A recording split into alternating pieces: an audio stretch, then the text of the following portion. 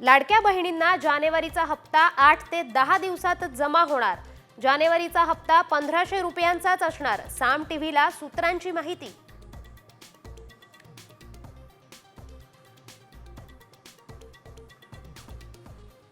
देशभरातील सरकारी कर्मचाऱ्यांसाठी आनंदाची बातमी। 8व्या वेतन आयोगाला केंद्र सरकारची मंजुरी। मंत्री अश्विनी वैष्णव यांची पत्रकार परिषदेत माहिती।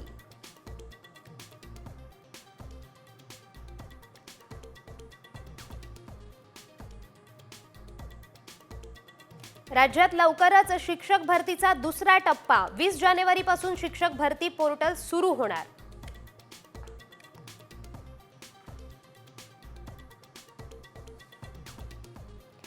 विधानसभा निवडणुकीतील यशानंतर एकनाथ शिंदेंचा राज्यभरात आभार दौरा। 23 जानेवारीपासून सुरुवात।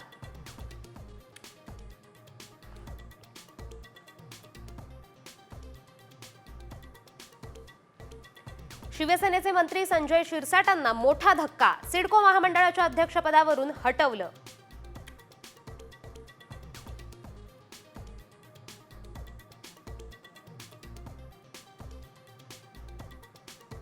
शक्तीपीठ महामार्ग विरोधात राज्यव्यापी आंदोलनाची घोषणा। 24 जानेवारीला एकाच वेळी 12 जिल्ह्यात होणार आंदोलन।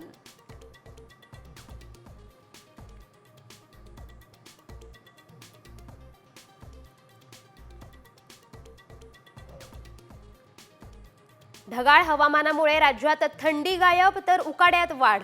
नाशिकमध्ये हलक्या सरींची हजेरी।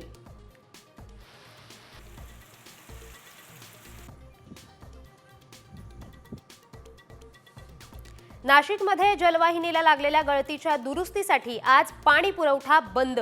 उद्या कमी दाबानं पाणी पुरवठा।